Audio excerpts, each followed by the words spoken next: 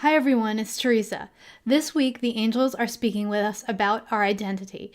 It's important for us at this moment in time to realize that our identity matters at every moment, every step of the way. For so many of us who desire to serve the world and make this world a better place, no matter how we do that, no matter what our point of view is, we tend to put ourselves last. We tend to take care of everyone and everything else first, and then whatever is left, whatever energy is left, goes to us. And you know, as well as I do, that that's not worked for you in the past because what we do is we use up all of our energy on everyone and everything else. And what's left for us is very often deficit. So at this moment, the angels want us to realize how quickly things are shifting and changing, not only with the external world, but with the internal world.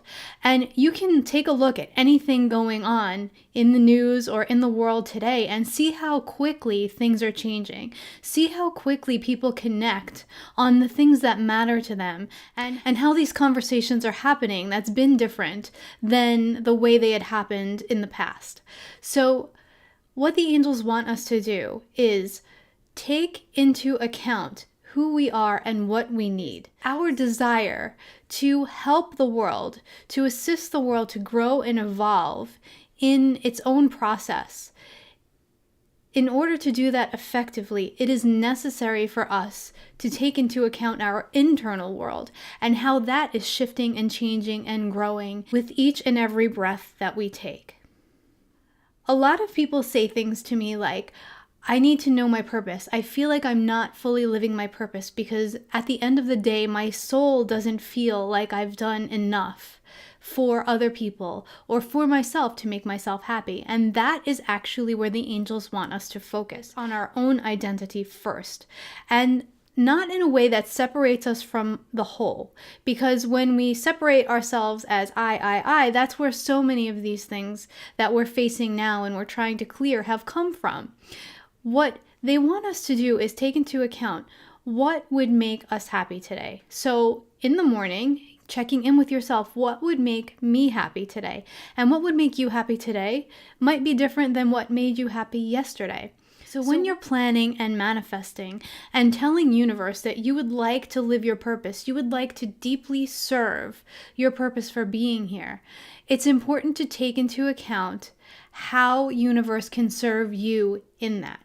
Now, a lot of people's egos may get triggered here because we've been told for so many years that we need to put everybody else first, that the right thing to do and the more spiritual thing to do is put others above ourselves. Now it's slightly different because so much energy needs to come through so quickly that we need to be fueled and well equipped to handle the work we're being asked to do. And in order to do that, it means that we have to be operating from a place of energetic surplus.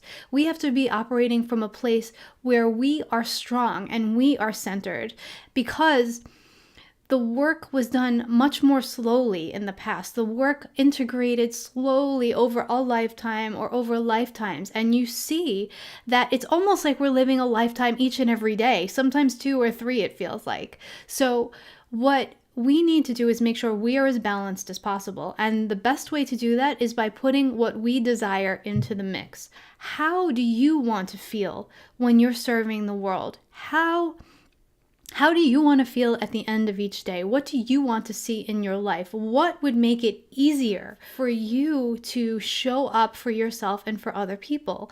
So that's everything from having our basic needs met. Like, we need enough food. We need enough money. We need housing that is conducive to our safety. Because if we have to worry about so many of those things, we can't spend our energy working with other people and working to make the energy better for other people, because we are trying to get those needs met for ourselves. When I asked the angels to connect this in with where exactly is our Achilles heel with this, they connected it to compassion. Here's the compassion card. And what they were telling me is that self-compassion has been so hard for Lightworkers. We are so good at having compassion for other people, including people we don't even know. But stepping back to see when we need rest, when we need our own needs met, when we need to refuel and recharge, that's not okay for us. We don't allow ourselves that time to plug ourselves in, to reconnect. And that is where we're making our biggest mistake. We need to make the time. We need to plug ourselves in, because if we are operating from deficit, we're going to be sick, we're going to be tired, and we're not going to be able to do what is being asked of us by the divine. It feels really important for each of us to tune in this week to the question, what is it that I need at this point in my life in order to be able to show up, to serve the way that I feel called to serve? What is it that I would like to feel in the midst of all of this? None of us would ever answer that question saying, I wish to feel exhausted, I wish to feel hungry, I wish to feel like I need to crawl into my home every day and not even make it to the bed, just nap where I am and go out and do it all again the next day. None of us would choose those feelings, yet that's where so many Lightworkers have been. So the angels want us to tune in to what we need and how we need it and let them know, because what happens is we're going to put those intentions out there. These are the ways I want to feel when I am doing the work of the divine on this planet. And then the divine and the angelic realm and all of our support teams on the other side can orchestrate how our purpose shows up with respect to what it is that we want to feel. So the first piece to this, actually, at this point in human history, is us putting ourselves in the mix, is us telling universe what it is that we desire and how we want to feel. And then to let go of the how does it manifest, because that doesn't matter. That's universe's job to figure that out. But what universe has to do then is align all of what it asks us to do with how we want to feel. There is so much work to be done right now that having us have to work through a lot of stuff just to get to doing the work doesn't serve anyone. Our angels, our support team, our guides know this. They want us just to be able to get out there and do what we feel called to do what they're asking us to do. So take some time today, if you haven't done this already, and write down 5 ways that you would love to feel at the end of the day. And ignore those voices that may pop into your head and tell you that that's not attainable to you where you are right now, because there is no reason why universe couldn't give you anything that you ask for. There is no reason why anything is unattainable to any of us other than the fact that we don't believe that it's possible.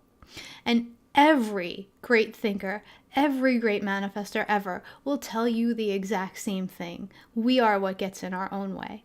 So as your heart feels truly called to serve others, please this week allow your own self-compassion to kick in and allow universe to send the angels, to send your guides and your helpers, and to be there itself to allow the divine to show up and to support you the way you wish to support others.